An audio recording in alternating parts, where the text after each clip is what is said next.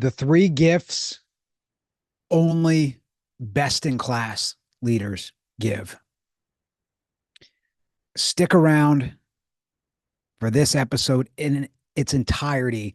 This is easily the most important episode I've ever recorded on leadership. And it's also one of the most important episodes I've ever recorded, period. You can apply these three gifts that you will give to others in all types of leadership: business management, if you're a parent, if you're a school teacher, if you're a coach. These are the three gifts only the best of the best in class leaders give. Now, as you learn what these three gifts are, I want you to think about it like this. You have to give these three gifts to yourself first and relentlessly, so you can then give them to others. As my good friend Gannon Baker, who is one of the top basketball trainers in the world, he was a head trainer for Nike. He trained LeBron James and Kobe Bryant and 24 Hall of Famers. Gannon says, you can't give away what you don't possess. Therefore, I want you to think about this. Give it to yourself first so you can give it to others. All right, let's jump into the three gifts. Gift number one, the gift of simplicity. So you must become a simplifier. Best in class leaders simplify things so everyone finds success faster and easier. So here's the two key action steps, the two key habits. For each one of these gifts, I'm going to give you two key action steps that you must practice and also one book recommendation. Action step number one, identify the top 1 to 3 most important activities that lead to success. And action step number two, say no to almost everything else. The best of the best leaders are the best simplifiers. They help people find success faster and easier. They don't overcomplicate things. They make the complex simple so we can understand and do it. Chip and Dan Heath, best-selling authors, said it like this: simple sticks, complex doesn't. So make sure you become that simplifier for your people. Here's some thoughts on simplification. Here's one from Richard Koch. He wrote a book called The 80-20 Principle. Richard's a very successful investor and philosopher, life philosopher. And he says very few things matter, but they matter enormously. Concentrate on the things that are most important. Here's a quote from Warren Buffett, one of the most successful entrepreneurs, business thinkers in history in the world. And Warren says the difference between successful people and really successful people is that really successful people say no to almost everything. I just say no to everything that is not moving me toward my 1 or 2 most important goals. Here's a question from one of my mentors, Dr. Alan Weiss. He's written 65 books on business and leadership and success. He's in the National Speakers Hall of Fame. And Dr. Weiss says, he poses a question: how do we get there faster and easier? That's how we want to think about things. Well, how do we get there faster and easier? Step number one, prioritize the 1 or 2 or 3 most important tasks that'll get us there faster and easier, and say no to almost everything else. It's a process of simplification. Book recommendation: The One Thing by Gary Keller. Gift number 2, the gift of stress reduction. So you must become a stress reducer. Best in class leaders reduce the unnecessary stress of others by being expert listeners and relentlessly focusing on solutions. So action step number 1, you must be an expert listener to your people. What is giving them stress? What's demotivating them? What's frustrating them?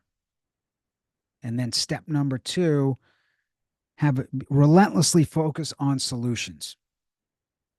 Now this is a concept, a tool from one of my mentors, Dr. Jason Selk. It's called Relentless Solution Focus, which I'll share some thoughts from Dr. Selk and a book recommendation.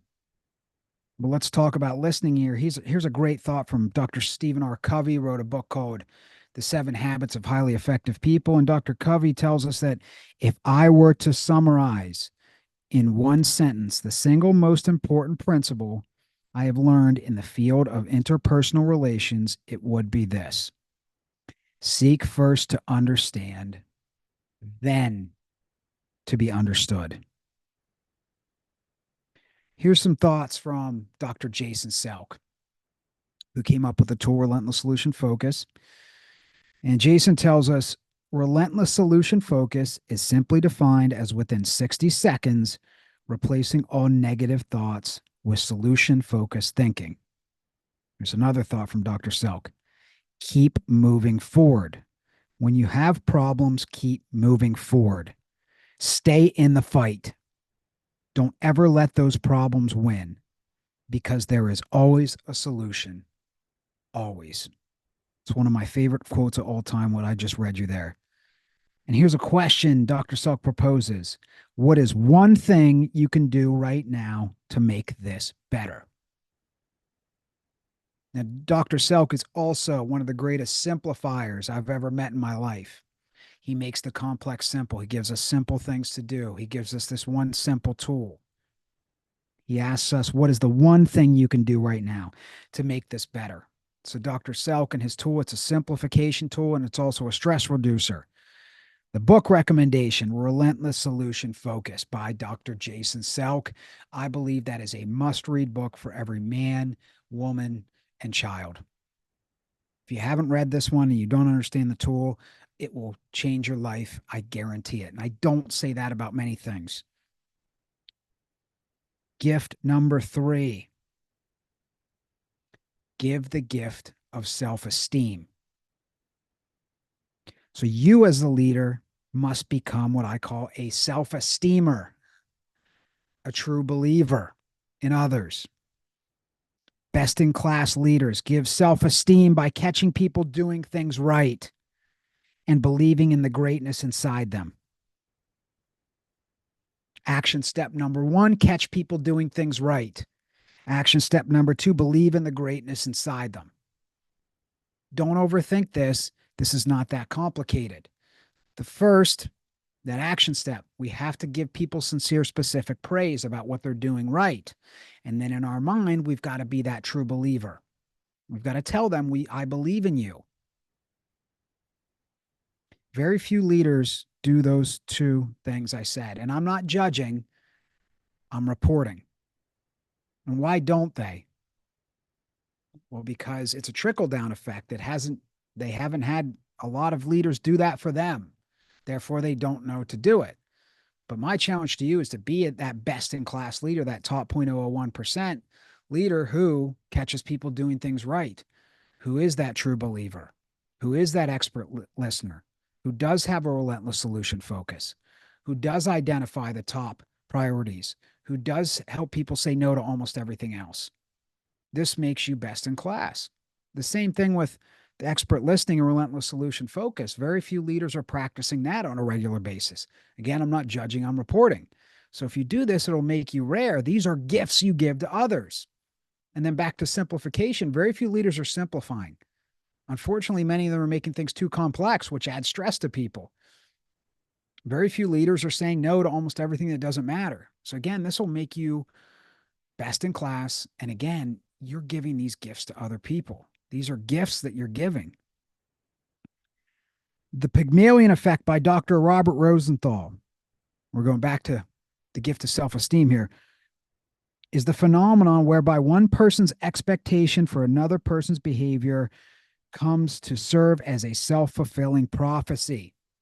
So my challenge to you, and rewind that, again, it's one of the most important things I'll ever say on any leadership podcast episode, the Pygmalion Effect.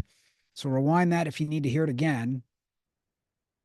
But this is the effect that we have on our followers as leaders, whether it's the people that we manage, whether it's, if you're a parent, your children, if you're a teacher, your students, if you're a sports coach, your players, your belief in them has a direct effect on their performance. Now, the opposite of that is called the Gollum effect. And your lack of belief in their performance has a negative effect on their performance. So I challenge everyone listening, don't be the Gollum. I challenge you to become a Pygmalion effect black belt, an expert at the Pygmalion effect. Let's talk more about being that true believer, being that expert at catching people doing things right. And here's some thoughts from Bill Walsh. He was the 3-time Super Bowl champion head coach of the San Francisco 49ers. I believe he's one of the best ever at doing this. Okay. Bill tells us reinforce the positives and the rest will take care of itself. Now, my interpretation of this is it's much easier to catch people doing things right, reinforce the positive, than to catch them doing things wrong all the time. Catch them doing it right as much as you can. It's much easier to reinforce those positives than the opposite. Here's another thought from Bill Walsh. I believe in you. I know you can do the job. Few things embolden and create self-confidence in a person like hearing those words from an individual whose judgment he or she respects, especially if that person is you, his or her boss. Here's another thought from Bill Walsh. I believe in you is the most important thing you can tell someone. And lastly, the 4 most important words are I believe in you. The 4 most powerful words are I believe in you. And here's a thought from Joe Montana. He played for Bill Walsh. Joe's one of the greatest quarterbacks of all time. And Joe said his goal in life was to convince us that we could be great. And he did. And we were. That's why he was such a great leader. My book recommendation for this is The 1 Minute Manager by Ken Blanchard. Bonus book recommendation is The Score Takes Care of Itself by Bill Walsh. I challenge you first to do give these 3 gifts to yourself. Simplify things for yourself. Prioritize the most important and say no to everything else. Reduce your own stress by listening to yourself and paying attention what is giving me stress, and then relentlessly focusing on solutions. And then number 3, give self-esteem to yourself. Be your own true believer and positive coach. Catch yourself doing things right on a daily basis and believe that you have greatness inside of you. We can't give what we don't have in the first place. So this is an inside-out job, not an outside-in job. Focus on you first. I challenge you.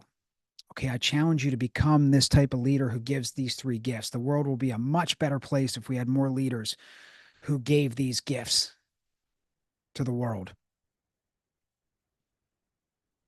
I wish you an elevated life of success, happiness, and positive impact.